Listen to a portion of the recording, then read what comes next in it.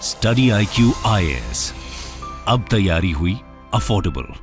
नमस्कार दोस्तों, जैसा कि आप देख रहे होंगे, सुबह से देश भर में इलेक्शंस की बहुत चर्चा हो रही है। इसका कारण यही है कि गुजरात और हिमाचल प्रदेश में जो चुनाव हुआ था उसका नतीजा सामने आया है। हिमाचल प्रदेश में यहां पर कांग्रेस पार्टी जीती है और यूजुअली यहां पर यही होता है कि 5 साल कांग्रेस 5 साल बीजेपी, वही ट्रेंड अभी भी जारी है। लेकिन गुजरात के अंदर यहां पर जो रिजल्ट है पूरा, आप देख सकते हो कि यहां पर एग्जिट पोल से लेकर हर जगह यह बात सामने आ रही थी कि बीजेपी जीतेगी, लेकिन एक इतनी बड़ी जीत 157, आप सोच के देखिए, 182 सीट्स में से 157 सीट्स यहां पर बीजेपी को मिला है। और बताया जा रहा है कि 1985 का जो रिकॉर्ड था जहां पर 149 सीट्स जीती थी पार्टी, उसको भी तोड़ दिया है बीजेपी ने और 157 सीट लगभग इसी के आसपास रहने का है। थोड़े बहुत रिजल्ट चेंज हो सकते हैं, लेकिन यहां पर अगेन आप देख सकते हो जो कांग्रेस है काफी बड़ी हार हुई है पिछले मुकाबले से, अगर आप देखोगे 2017 से।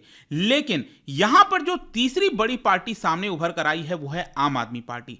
आम आदमी पार्टी का अगर आप वोट यहां पर देखेंगे, जो सीट जीत कर आई है वो लगभग 5 के आसपास ही रहने वाला है, जो अभी करंट में जो मैं देख रहा था। लेकिन यहां पर बड़ी खबर यह है कि आम आदमी पार्टी को नेशनल पार्टी का स्टेटस इलेक्शन कमीशन के द्वारा दिया जा सकता है। अब तो इसका कारण क्या है, ये नेशनल पार्टी होती क्या है, कौन कौन से क्राइटेरियाज होते हैं, अगर वो फुलफिल होता है तो यहां पर नेशनल पार्टी का स्टेटस मिल जाता है। तो आज जो है आम आदमी पार्टी इसी चीज को काफी ज्यादा दोहरा रही थी सुबह से कि हमें नेशनल पार्टी का दर्जा मिल गया है और ये 9th नेशनल पार्टी जो है वो बनने जा रही है। तो बहुत सारी चीजें हैं यहां पर, आपको बेनिफिट्स क्या होगा, नेशनल पार्टी बनने से क्या क्या होता है, वो सारी चीजें मैं आपको बताऊंगा। काफी कुछ जानने को है, चलिए आगे बढ़ते हैं। लेकिन उसके पहले ध्यान रखिएगा दोस्तों, अगर आप प्रीलिम्स का एग्जाम दे रहे हैं अगले साल 2023 का 28 मई को, तो आपके लिए एक वन स्टॉप सॉल्यूशन लाया गया है, सक्सेस इन प्रीलिम्स का पूरा प्रोग्राम, जिसके तहत 200+ आवर्स के माध्यम से, लाइव क्लासेस के माध्यम से जो स्टैटिक और करंट अफेयर्स है वो सारी चीजें इंटीग्रेटेड वे में पढ़ाई जाएंगी।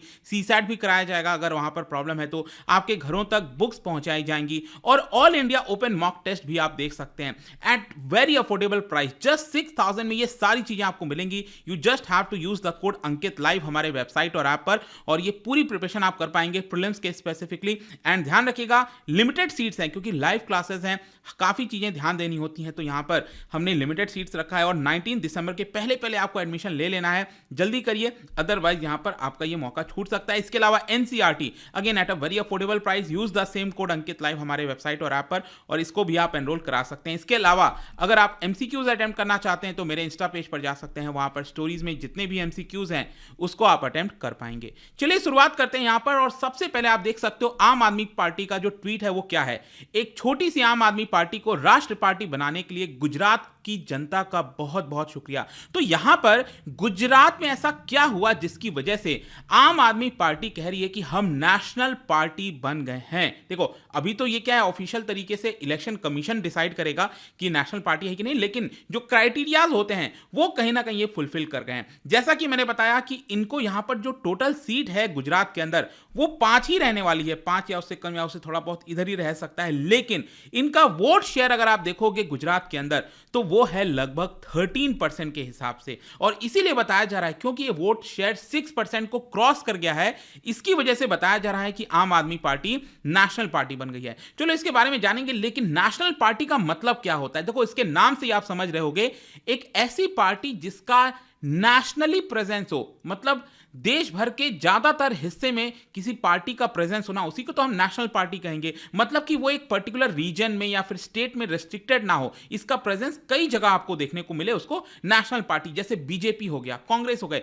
देश भर में आपको इनका जो है प्रेजेंस देखने को मिलता है। लेकिन इसके अलावा भी मैं आपको बता दूं, बहुत से ऐसे छोटे पार्टीज भी हैं जैसे कम्युनिस्ट पार्टीज, इनको भी नेशनल पार्टीज का दर्जा मिला हुआ है। होता क्या है कि हो सकता है कि एक टाइम पर इनका प्रेजेंस रहा होगा, लेकिन धीरे धीरे ये कम हो गए होंगे, लेकिन अभी भी यहां पर उनको नेशनल पार्टी का स्टेटस दिया हुआ है। लेकिन हो सकता है कि इलेक्शन कमीशन कभी भी वो छीन ले, उसके बारे में भी मैं आपको आगे बताऊंगा। लेकिन क्या होता है ना कि जब आप एक नेशनल पार्टी बनते हो तो काफी आपका स्टेचर बढ़ जाता है। आप कह सकते हो मैं नेशनल पार्टी हूं, लेकिन जरूरी नहीं है। हो सकता है कि आपका नेशनल पॉलिटिक्स में बहुत सारी चीजें हो, जैसे कि आप देख पाओगे डीएमके हो गया, बीजेडी हो गया उड़ीसा के अंदर, आंध्र प्रदेश के अंदर पार्टी हो गई, बिहार के अंदर जो लालू प्रसाद यादव की आरजेडी पार्टी है, टीआरएस है तेलंगाना की, इनका अक्सर आप देखते होंगे नेशनल मुद्दों पर कई बयान आते हैं, लेकिन उसके बावजूद भी ये पार्टीज नेशनल पार्टीज नहीं है, ये रीजनल पार्टीज हैं, स्टेट पार्टीज हैं।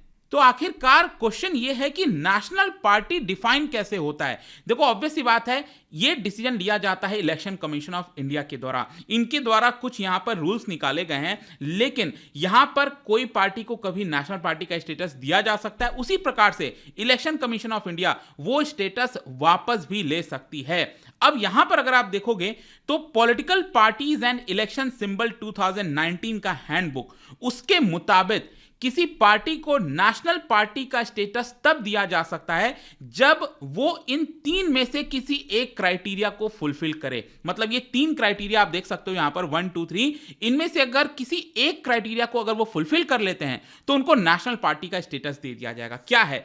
सबसे पहला आप देखिए, अगर वो पार्टी 4 राज्यों में स्टेट पार्टी के तौर पर रिकॉग्नाइज्ड हो चुकी है, मतलब कि किसी 4 राज्य, जैसे नेशनल पार्टी का स्टेटस दिया जाता है किसी पार्टी को, उसी प्रकार से किसी पार्टी को राज्य, जो स्टेट होता है ना एक राज्य के अंदर, स्टेट पार्टी का भी स्टेटस दिया जा सकता है। ठीक है, तो स्टेट पार्टी के स्टेटस के लिए अलग क्राइटेरिया होते हैं, ऑब्वियस सी बात है, और नेशनल पार्टी के स्टेटस के लिए ये आप देख सकते हो इसका अलग क्राइटेरिया होता है, काफी ज्यादा बड़ा क्राइटेरिया होता है। तो यहां पर सबसे पहला यह है कि अगर वो 4 राज्यों के अंदर रिकॉग्नाइज्ड है तो उसको यहां पर ये नेशनल पार्टी का स्टेटस दे दिया जाएगा। अब ये सारी चीजें क्या है वो मैं यहां पर डिटेल से नहीं जाऊंगा कि स्टेट पार्टी में क्या है, लेकिन नेशनल पार्टी का दूसरा आप देख सकते हो वो ये है कि at least 6% of total valid votes in any 4 और more states in the last Lok Sabha और असेंबली इलेक्शन। मतलब जो लास्ट लोकसभा अगर इलेक्शन हुआ था उसमें किसी 4 राज्यों के अंदर यहां पर उनको 6% से ज्यादा वोट मिलते हैं और यहां पर उनका एटलीस्ट 4 मेंबर ऑफ पार्लियामेंट है लोकसभा के अंदर, तो उनको नेशनल पार्टी का स्टेटस दिया जा सकता है। या फिर तीसरा क्राइटेरिया, अगर उसको टोटल 2% सीट मिला है लोकसभा के अंदर और वो 2% सीट्स यहां पर 3 राज्यों से बिलोंग करते हैं, एटलीस्ट 3 राज्य में उसका प्रेजेंस होना चाहिए, तो यहां पर उसको नेशनल पार्टी का स्टेटस दिया जा सकता है। ध्यान रखिएगा 2% ऑफ टोटल लोकसभा सीट की मैं बात कर रहा हूं, तो लोकसभा सीट मतलब 545 आपको पता है लोकसभा सीट है, इसका 2% मतलब 11 सीट उनके पास होना चाहिए लोकसभा का, तब यहां पर उनको नेशनल पार्टी का स्टेटस दिया जा सकता है। लेकिन यहां पर क्वेश्चन यह है कि गुजरात की वजह से कैसे आम आदमी पार्टी नेशनल पार्टी का स्टेटस मिल गया। अब देखो ध्यान से समझना, यहां पर आपको पता है ऑलरेडी कि दिल्ली के अंदर और पंजाब के अंदर भारी बहुमत है आम आदमी पार्टी के पास, तो जाहिर सी बात है दिल्ली में और पंजाब में तो उनको स्टेट पार्टी का रिकॉग्निशन है।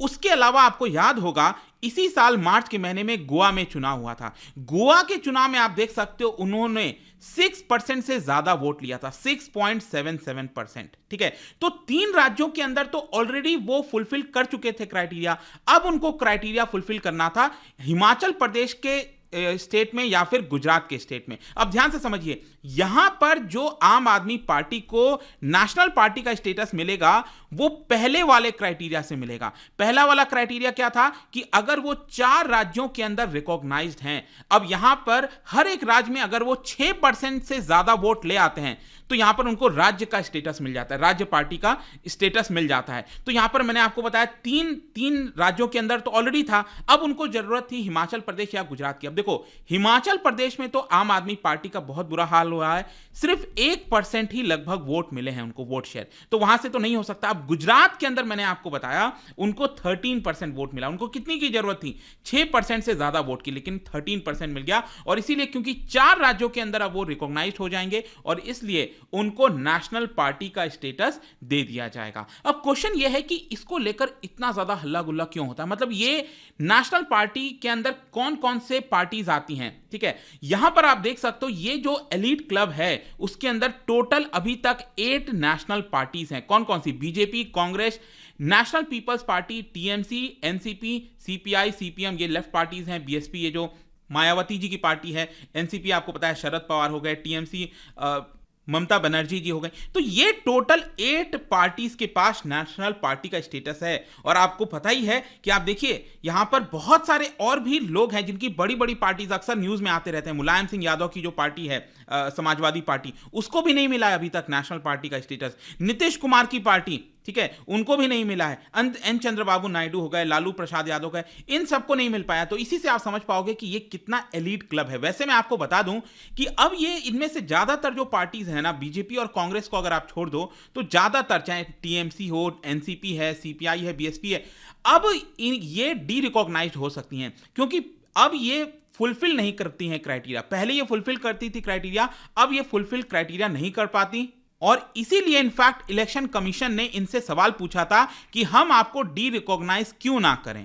और यहां पर इन पार्टीज ने कहा कि इलेक्शन कमीशन से रिक्वेस्ट किया कि चलो आप हमें 2024 तक नेशनल पार्टी बने रहने दो, 2024 में जो नतीजा होगा उसके बाद आप यहां पर जो भी डिसीजन लेना है, आप हमें डी रिकॉग्नाइज करना है तो कर देना, लेकिन 2024 तक बने रहो। तो अगर आप समझिए, ये सारी पार्टीज अगर निकल जाएंगी, मतलब कि अल्टीमेटली देश के अंदर सिर्फ 3 ही ऐसी पार्टी बचेगी, एक बीजेपी, कांग्रेस और आप, जो कि एक नेशनल पार्टी का स्टेटस होगा। तो अपने आप में एक बहुत बड़ी बात हो जाती है। लेकिन इसके साथ साथ कई बेनिफिट्स भी आते हैं अगर आप नेशनल पार्टी बन जाते हो। जैसे कि आम आदमी पार्टी को अब क्या होगा कि देश भर में जहां पर भी वो चुनाव लड़ेंगे, उनका जो इलेक्शन सिंबल है ना, झाड़ू, ब्रूम, वो फ्रीज कर दिया जाएगा। मतलब कि और कहीं भी, मान लो अगर उनका केरला में प्रेजेंस नहीं है, कर्नाटक में अगर वो नहीं है, तमिलनाडु में नहीं है, तो वहां पर भी उनका झाड़ू का जो इलेक्शन सिंबल है वो कोई और नहीं ले सकता, वो इनके लिए फ्रीज हो जाता है अगर आप नेशनल पार्टी बन जाते हो। इसके अलावा आपको पता है नेशनल ब्रॉडकास्टर में यहां पर जैसे आकाशवाणी हो गया,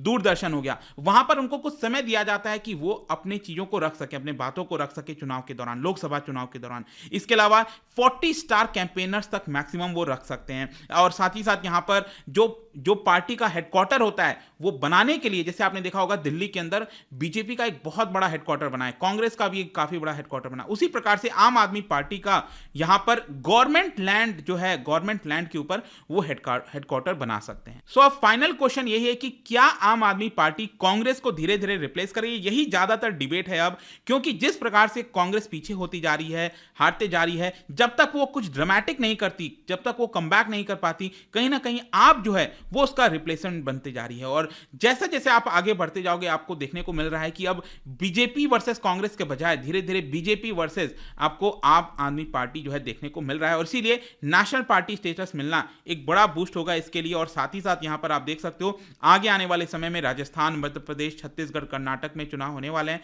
काफी कुछ हद तक निर्धारित करेगा कि यहां पर देश का जो राजनीतिक है वो किस दिशा में जाने वाला है राजनीति। तो लेट्स यहां पर क्या होता है बट आई होप कि इस वीडियो के माध्यम से आपको काफी कुछ जानने को मिला होगा। और जाने से पहले एक इंटरेस्टिंग क्वेश्चन, क्या बता सकते हैं कि देश के जो चीफ इलेक्शन कमिश्नर होते हैं उनका टर्म कितना होता है, वो कितने समय तक ऑफिस होल्ड कर सकते हैं? इसका राइट आंसर आप सबको पता है, मेरे इंस्टाग्राम पर तो मिलेगा ही, वहां पर अगर आप नहीं हो कोई बात नहीं, टेलीग्राम से भी ले सकते हैं इसका सही उत्तर। मैं कई सारे जो एमसीक्यूज हैं वो यहां पर स्टोरीज में डालता रहता हूं। बाकी अगर आपको पीडीएफ चाहिए तो टेलीग्राम पर आइए, अलग अलग सोशल मीडिया पर आप जुड़ पाओगे। और जैसा मैंने बताया, यूपीएससी की आप तैयारी कर सकते हैं by using my code Ankit live. कोई भी कोर्स लेना हो, यूज दिस कोड ताकि आपको मैक्सिमम डिस्काउंट मिले। आई होप की वीडियो आपको पसंद आया होगा। मिलता हूं आपसे next time, till then thank you very much, see you soon. Study IQ IAS, अब तैयारी हुई अफोर्डेबल।